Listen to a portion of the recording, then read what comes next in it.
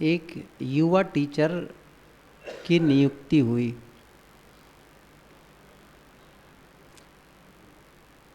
बच्चे बड़े थे, शिक्षक बिल्कुल नए, और बच्चे सभी प्रकार के होते हैं। कुछ बच्चे बड़े शालीन होते हैं, पढ़ने में मन लगता है। कुछ बच्चे पढ़ने में मन ही नहीं लगता है, उस श्रृंखलता। तो उन बच्चों के मन में आया कि गुरुजी आएंगे और हम पर दबाव बनाएंगे, हम पर शासन करेंगे, हम पर प्रभाव डालेंगे, हम लोगों पर।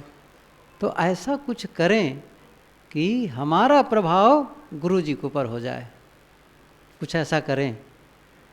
तो सोचे। अंत में उनका आने का समय हो गया, तो उनमें से आने के पहले एक लड़का तो ज़्यादा थोड़ा से तेज रहा, उठा और चाक लिया, ब्लैक बोर्ड में लिख दिया, गुरुजी गधे, गुरुजी गधे। आए, मास्टर साहब आ गए, फिर ब्लैक बोर्ड में लिखा वाक्य देखे, किसी से कुछ नहीं बोला। किसने लिखा, क्यों लिखा, ये उन्होंने प्रश्न ही नहीं किया। उन्होंने क्या किया, उन्होंने भी चाक उठाया और उस जो लिखा था उसके आगे और लिख दिया उन्होंने। क्या लिखा, गुरुजी गधे लिखा था, आगे उन्होंने लिखा आदमी बनाते हैं, को आदमी बनाते हैं, गुरुजी गधे को आदमी बनाते हैं। अब वाक्य पूरा हुआ। पहले क्या लिखा था, गुरुजी गधे, मास्टर साहब क्या लिख दिए, को आदमी बनाते हैं। गुरुजी गधे को आदमी बनाते हैं। हमारे गुरुदेव जी यही करते थे। सही है ना, मानते कि नहीं मानते, हम लोग तो गधे ही थे। और क्या थे।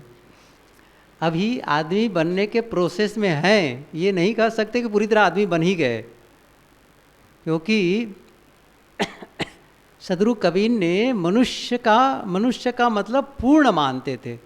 जो पूर्णता प्राप्त होए, मानुष होए के न मुआ, मुआ सो डांगर ढोर, एकव जीव ठौर नहीं लागा, भया सो हाथी घोर। तो मनुष्य होना, इसका मतलब है पूर्णत्व प्राप्त होना। पूज्य गुरुदेव जी का आज स्मृति दिवस है, पुण्य स्मृति है। 12 साल पहले आज का ही दिन सबकी आंखें नम, एक माहौल ही अलग था। ये बात सुन करके कि गुरुदेव जी का शरीर नहीं रह गया, सब आकुल व्याकुल होते रहे। तब का दिन, समय बीतता है और मरहम लगता चला जाता है, दर्द में मरहम लगाता चलता है। गुरुदेव जी भी कहा करते थे, समय भी औषधि है। दिन बीतते हैं तो वो बातें धीरे धीरे कम होने लगती है, स्वाभाविक सी बात है। लेकिन महत्वपूर्ण है गुरुदेव जी का साथ रहना हम सबका। गुरुदेव जी थे और उन्होंने अपना काम किया, न केवल अपना काम बल्कि सबका काम। और ये बात तय है, जिसने अपना काम किया वही सबका काम कर सकता है। हम लोग कहते नहीं हैं, मेरी जिम्मेदारी है, परिवार की जिम्मेदारी है, आश्रम की जिम्मेदारी है, समाज की जिम्मेदारी है। आप जिम्मेदारी तब तक नहीं निभा पाएंगे जब तक आप अपनी जिम्मेदारी सही ढंग से नहीं निभा रहे हैं। आप अभी अपनी जिम्मेदारी के बारे में नहीं समझ पा रहे हैं तो दूसरों की जिम्मेदारी क्या निभाएंगे। गुरुदेव जी अपनी जिम्मेदारी को समझे कि मेरा दायित्व क्या है। मैं साधना मार्ग का चुनाव किया और दायित्व समझ के किया। गुरुदेव जी कहते थे, जब इन संतों से मिलना हुआ, पारकी संतों से, पहले तो केवल वैदिक परंपरा या सनातन परंपरा के आधार पर पूजा उपासना ये चला करता था। लेकिन जब पारखी संतों से जुड़ा हुआ तो मन में इनके विचारों को सुन करके, इनके ग्रंथों को पढ़ के ऐसा भीतर से कुछ वर्षों के बाद भाव जगा, काम पूरा करने के लिए मोह का त्याग करना होगा, संबंधों का त्याग करना होगा। और उन्होंने गृह त्याग करके पूरी तरह गुरु की शरण में गए। क्या समझे? अपनी जिम्मेदारी, जीवन की जिम्मेदारी, जीवन किस लिए है, और उन्होंने उस जिम्मेदारी को स्वीकार की। और उसके पश्चात अपनी जिम्मेदारी का निर्वहन करते हुए, मैं इसलिए कहता हूँ कि गुरुदेव जी प्रारंभ में ही जब वैराग्य संजीवनी लिखे, और वो वैराग्य संजीवनी को आज भी पढ़ के कोई अंदाज लगाएगा तो ये नहीं अंदाज लगाएगा 22 और 24 साल का कोई युवा साधक ये पुस्तक लिखा होगा। क्या समझेंगे? कोई 70-80 साल का बुजुर्ग कोई संत होगा, वही लिखा है। गुरुदेव जी कहते थे कि वो मेरी पहली पुस्तक है, लेकिन वो मेरी अंतिम पुस्तक भी है। उस जो कुछ लिखा है, मैंने अपने हृदय के रस को, जो भी मैंने साधना करके इकट्ठा किया, वो रस टपका है उसमें। तो कहने का मतलब ये है, इसके बावजूद, मैं क्या कहना, इसके बावजूद गुरुदेव जी में जो उस समय की मनोदशा, मानसिक स्थिति जो रही, वह नहीं रही होगी जो अंत के समय में रही। अर्थात जो पूर्णता प्राप्त कर लेने के बाद जो स्थिति आई प्रारंभिक अवस्था में, उन्हें भी पता चलता रहा कि अभी कुछ कमियां रह गई हैं। ये गुरुदेव जी कई बार बताते थे कि कैसे कैसे संस्मरण आते थे, कैसे मैंने उनको दूर किया, कैसी कैसी समस्याएं आती थीं सबको। तो धीरे धीरे उन्होंने अपने जीवन की जिम्मेदारी को निभाते हुए, अपनी व्यक्तिगत जिम्मेदारी को निभाते हुए, समाज के लिए, मैंने क्या कहा था, उन्होंने अपना काम किया और साथ साथ में समाज का भी काम किया। और वे अपना काम किए और उनके अपने काम के साथ जब उनका शरीरांत हुआ, शरीर का अंत हुआ, उन्हीं के साथ उनका काम चला गया, उनकी मुक्ति उनके साथ समा गई। लेकिन जो उन्होंने समाज के लिए किया वो उनके साथ नहीं गई। उन्होंने जो हम सबके लिए किया वे उनके साथ नहीं गया। वो अभी भी हम लोगों के लिए समाज को समर्पित उन्होंने किया, और समाज जब तक रहेगा तब तक उनका दिया हुआ धन, दिया हुआ ज्ञान बना रहेगा। अब उन्होंने अपना दायित्व का निर्वहन किया। अब हम लोगों के लिए एक बड़ा दायित्व बन जाता है कि उन्होंने जो कुछ दिया है, क्या अब हम उस ज्ञान को पा करके, जो उन्होंने ज्ञान दिया, और उनकी आकांक्षा, उनकी एक भाव होता था कि सभी लोग अपना कल्याण करें, सभी लोग, भक्त लोग भी। और इसी आशा से तो ये शिविर का प्रारंभ उन्होंने किया। केवल ये संतों तक ही सीमित न रहे, ये तो सबके लिए उपयोगी है। इसीलिए क्यों, उनकी हार्दिक इच्छा थी कि सब लोग अपना कल्याण करें, सब लोग अपना भला करें। और साधु तो भला करने ही आया है, कल्याण करने ही आया है। इसलिए साधु का तो काम ही यही है, ये सब करना। चाहते थे कि और कुछ कर पाओ कि न कर पाओ, लेकिन साधना में प्रगति करो। बहुत बड़ा आश्रम न बना पाओ, प्रवक्ता न हो, प्रवचन न कर पाओ, भजन न गा पाओ, कोई बात नहीं है, साधना कर सकते हो, साधना में प्रगति करो। और गुरुदेव जी कहते थे, मैं कभी किसी पर अविश्वास नहीं करता था, कोई भी साधक आया तो मैं अविश्वास नहीं करता था, मैं विश्वास करता था कि ये भी अपना कल्याण करेगा। ये बात अलग है कि हम उनके विश्वास को तोड़ देते थे, वापस चले आए या कुछ भी किए, या फिर उनकी अपेक्षाओं के अनुसार हम खरा नहीं उतरे, वो बात अलग है। लेकिन उन्होंने सब पर विश्वास किया। उन्होंने ये, उनका भाव था कि सभी अपनी साधना करें और उस मंजिल तक पहुँचे जहाँ पहुँचना चाहिए। यह जिम्मेदारी अब हम पर आ गई है क्या उनके ज्ञान, जो उन्होंने ज्ञान दिया, और ज्ञान दिया का मतलब मेरा कुछ अलग है कहना। मैंने जैसे भी कहा ना, ग्रंथ लिख दिए, प्रवचन कर दिए, वो रिकॉर्डेड प्रवचन अभी भी हम सुन सकते हैं और उनकी पुस्तकों को पढ़ सकते हैं, ये तो है ही है। लेकिन जब तक वो थे तब जी करके भी दिखा दिए, इसको ऐसे जिया जाता है। और मैं एक छोटी सी बात बताना चाहता हूँ कि हम में से सभी लोग केवल ज्ञान पढ़ करके, ज्ञान सुन करके पूरी तरह प्रेरित नहीं होते, पूरी तरह से हम उसके लिए आगे नहीं बढ़ते हैं। क्योंकि ऐसे लिखने वाले तो बहुत हैं, बोलने वाले तो बहुत हैं, हमको प्रेरणा तब मिलती है, जीवंत प्रेरणा कब मिलती है, तब मिलती है जब किसी को उस ज्ञान को जीते हुए देखते हैं। जो ज्ञान लिखा गया, जो ज्ञान कहा गया, उसको कोई जी रहा है, ये सबसे बड़ी प्रेरणा होती है। और तब कोई भी साधक अपने प्रति भी यह विश्वास कर सकता है, आशा लगा सकता है, यदि कोई किया है तो मैं भी कर सकता हूँ। कोई एक आदर्श की, किसी को हम देख सकें उस ज्ञान को जीते हुए। गुरुदेव जी ने यही किया, उन्होंने अपने जीवन में जी करके दिखाया। मैंने क्या कहा, अब हमारी जिम्मेदारी बहुत बढ़ गई है। जब वो ज्ञान हमें मिल गया है, वो विचार हमें मिल गया है, तब क्या हम उन विचारों के प्रति ईमानदारी बरत रहे हैं, अपने प्रति ईमानदारी बरत रहे हैं, गुरु के ज्ञान के प्रति ईमानदारी बरत रहे हैं? ये आज खोज का विषय है अपने अपने जीवन में।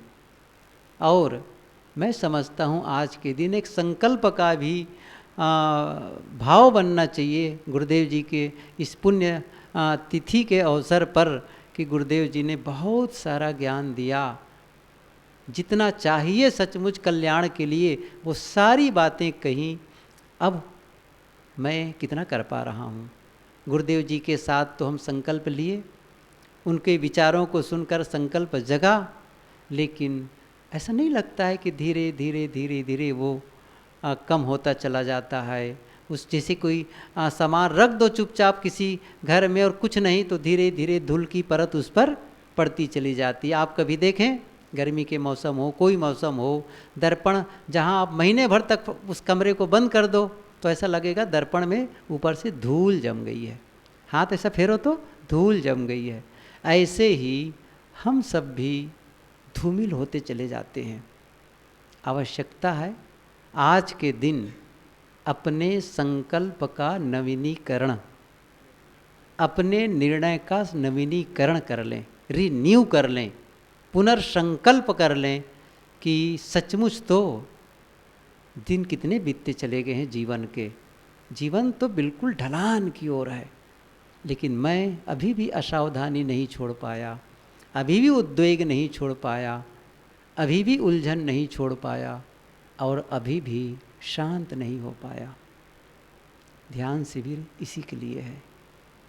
गुरुदेव जी यही चाहते थे, जगह जगह ध्यान शिविर हो, जगह जगह सत्संग हो, गांव गांव में कबीर जयंती मनाई जाए। मुझे पता है पहले कबीर जयंती का माहौल नहीं था इसी छत्तीसगढ़ में, गुरुदेव जी ने प्रारंभ किया, आलोचनाएं हुई उसकी लोगों के द्वारा, इसके बावजूद पारख में लिखे, मैं उस समय गया था वहाँ, तो प्रासंगिक वार्ता गुरुदेव जी अपने हाथ से लिख दिए और मुझे क्या कहते हैं, इसका तुम फेयर कर दो, अपने हाथ से लिख दो। पहली बार तो हाथ से लिखा, और उस समय पारक प्रकाश कलकत्ता से छपता था तो भेजना था, तो गुरुदेव जी तो बहुत तेज़ी में लिखते थे, तो उनकी हैंडराइटिंग तो कंपोजिटर ठीक से पढ़ ही नहीं पाते, हम लोग समझते थे, तो तुम लिख दो इसको अपने में, अपने हाथ से।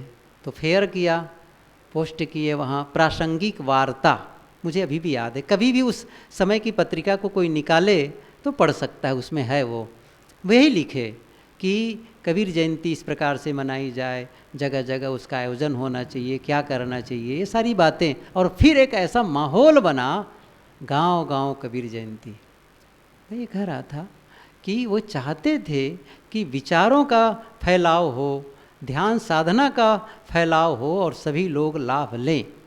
तो उनकी जो हार्दिक इच्छा थी, उसके आधार पर भी हम सबको जीना है। केवल साधुओं का ही नहीं, भक्तों की भी जिम्मेदारी बनती है। जब गुरुदेव जी के ग्रंथ पढ़ते हैं, ज्ञान मिलता है, उनके विचार सुन करके ज्ञान मिलता है, तो हम उन विचारों के आधार पर जिएं तो जीवन की सफलता है। काफ़ी समय हो चुका है, ध्यान शिविर के दरमियान बहुत सारी बातें हो गई हैं, और जो लोग आज पहली बार आए हैं वे लोग भी सब पुराने हैं, इन विचारों से सुपरिचित हैं। और बहुत देर से मैं ऊपर से सब सुन रहा था, भक्तों के विचार सुन रहा था, साध्वियों के विचार, अपने ही साथियों के विचार। तो सभी ने अपने मन की बातें कहीं, गुरुदेव जी की बातें कहीं, साधना की बातें कहीं। वे सारी बातें पर्याप्त हैं, इन बातों को विस्तृत करने की ज़रूरत नहीं है। हाँ, पूज्य सदगुरु श्री राम सूरत साहब जी, ये शिविर में दोनों के लिए जोड़ा गया कि यह सदगुरु श्री राम सूरत साहब जी और सदगुरु श्री अभिलाष साहब जी, क्योंकि बहुत दिनों से उबार साहब का बहुत मन होता था, मुझे इतना जिद कर, मैंने कहा छोड़ो ना उबार साहब, काहे परेशान होते हैं आप। अरे नहीं, करना है। वो बुला बुला करके पकड़ पकड़ के मुझे वो शुरुआत करवाए। उसी छोटे से कक्ष में जब से वो बना, शुरुआत किए, और फिर उसके बाद कुछ वर्ष तो वहाँ शाहू सदन बना हुआ है, हाँ, कर्मा भवन। उन लोगों को भी धन्यवाद है जिन लोगों ने वहाँ बना करके यहाँ के लिए सहयोग दिया। तो वहाँ भी ध्यान शिविर लगता था, और जब ये बना, एक सपना था वो पूरा हुआ, और यहाँ पर सबके लिए मौसम के परिवर्तन होने के बावजूद ये संभव था। तो सदगुरु राम सूरत साहब जी और सदगुरु श्री अभिलाष साहब जी दोनों की याद में इस कार्यक्रम का आयोजन। और सदगुरु श्री राम सूरत साहब जी तो कहते थे ना, हाथी के पाँव सबके पाँव, गुरुदेव जी कहा करते थे, वैसे ही उनमें सब समा गए। वो मूल हैं बड़हरा समाज के पूरी तरह से मूल थे वो।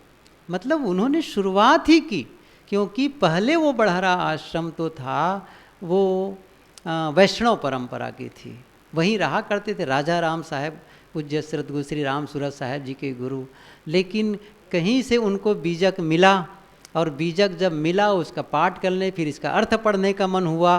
तो एक सुकई साहब जी पोरा स्थान वाले, जहाँ की नज़दीक की वो साधिका स्मृति जी आई हुई हैं, वहीं पास के पोरा, हम लोग जब शुरू में साधु मार्ग में गया तो बड़े साहब के साथ वहीं जाता था, वो याद है, अभी भी ख्याल करता हूँ मैं।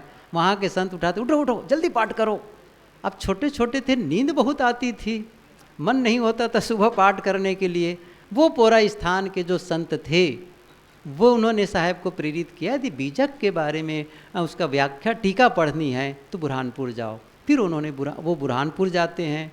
सदगुरु श्री लाल साहब जी उस समय विराजमान थे, उनसे बीजक पढ़ते हैं। फिर उसके बाद में सदगुरु लाल साहब जी वहाँ बड़हरा जाते हैं, और वहीं फिर उस पंथ का, वहाँ से उस आश्रम का कबीर आश्रम के रूप में परिवर्तित होता है।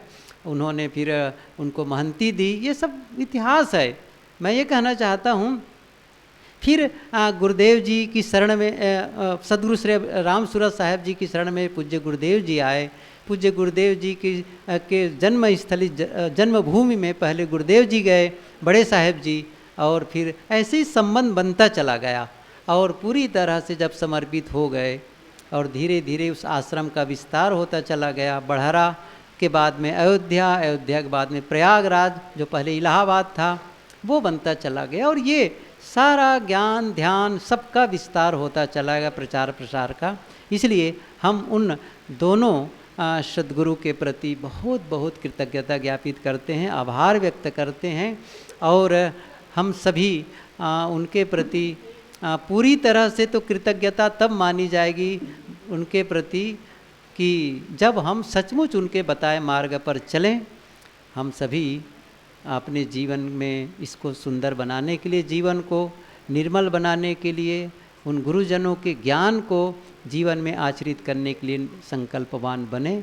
मैं उन सदगुरु श्री राम सूरत साहब जी, सदगुरु श्री अभिलाष साहब जी दोनों की याद करते हुए, उनके स्मरण करते हुए, उनके प्रति श्रद्धा भाव रखते हुए, मैं नमन करते हुए आप सबको भी धन्यवाद देते हुए इस शिविर में आए उसके लिए और समापन बेला में आए उन सब के लिए धन्यवाद ज्ञापित करते हुए अपनी वाणी को विराम देता हूँ।